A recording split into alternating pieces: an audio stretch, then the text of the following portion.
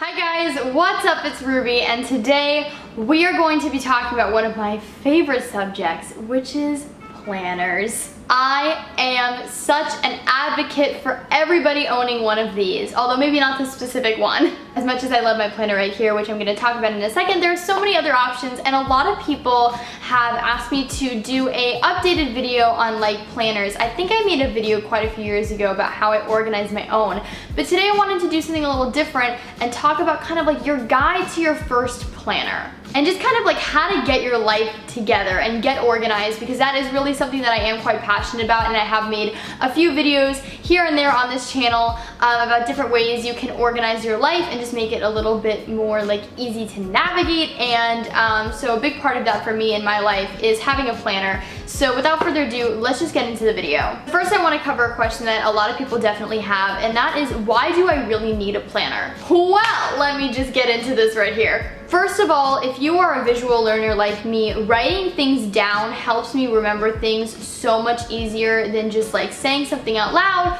or like making a mental note. I really do have to like write something down in order for me to remember it a little bit easier. But besides that, it helps immensely with time management if you're somebody like me who lives an extremely busy schedule and kind of leads like multiple lives, if that makes any sense. Like I have my day job life, I have my YouTube life, I have my social life, I have my acting life. Like there's just a lot to keep track of, and you can't keep it all in your head. And if you're somebody like me, sometimes you don't want to keep it like all on your phone and electronically, because like you're not really writing it down and it doesn't help you as much.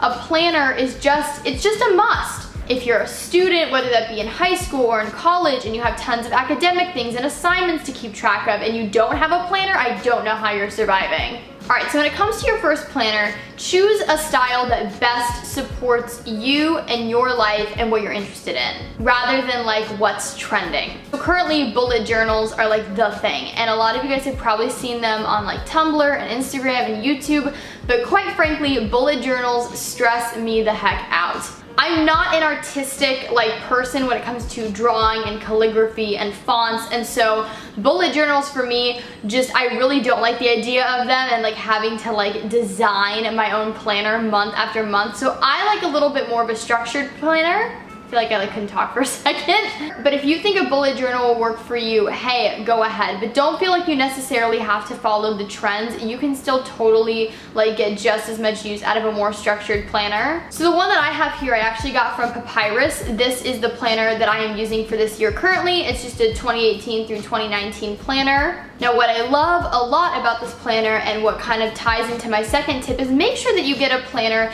that is a practical size that you can carry around. When I was in like middle school, in my first few years of high school, I would get these like giant, beautiful, but giant planners that I couldn't put in my backpack, couldn't carry around in my bag, and I couldn't take with me on my day-to-day errands. This is a perfect size though, and I love it because it's definitely a little bit like moldable, if that makes any sense. Like it's not a ring planner.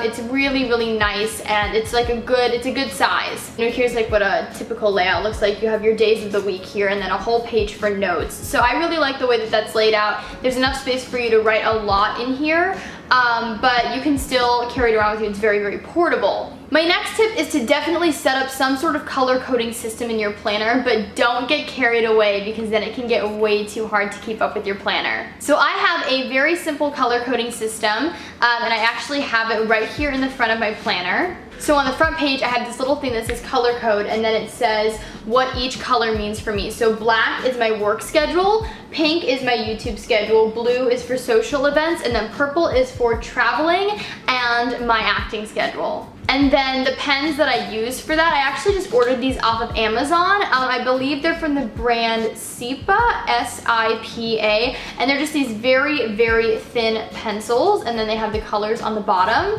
but they're super, super tiny, and I love the way that they write. I believe they're 0.38 millimeter pens. So like when I write things down in the monthly overview, you guys can see I have all the different colors on here, and then when I do like my more in-depth weekly schedule, I do the same thing. Yeah, so here's like a little example of the week that I'm setting up currently. Now I think something that happens a lot, specifically with like younger individuals, is when they get their first planner, they get so excited to use it and they can't wait and they like the idea of it, but then they kind of forget about it and they stop using it, and then it's just like sitting in a corner all sad by itself. So one of my biggest tips is to pick a set time, whether that be in the day or at night, and that is your set time to update your planner, add things into it, check things off your list. That's like your set time between like you and your planner. But for me, I really like to update my planner before I go to bed. So rather than like looking at my electronics, which makes me feel much more awake, I like to get into bed, pull up my planner and my pens, and then just write in like what I have going on in the future, new things that like I need to write down, things that I can check off, any little updates that I need to make, and it's a really nice way and a productive way to kind of end my day. However, I know some people who they like to grab their planner and first thing in the morning before they get out of bed, that's when they like to do all their updates, so it's like a complete personal preference. There's no right or wrong time. Those are kind of all my tips for your first planner. I really hope that you guys enjoyed this video. I know it was quick and simple. I didn't want to overwhelm you guys with information, but if you did enjoy this video, please give it a big thumbs up. Tell me that you'd like to see more of me on this channel. Please subscribe and help me grow the Ruby Rocks the World family. It would mean the absolute world to me. Follow me on all my social media networks. Links are always in the down bar below. I hope you guys are having an awesome day, night, afternoon, whenever you all are watching this video, and I will talk to you guys in my next one. Okay? Bye, everybody.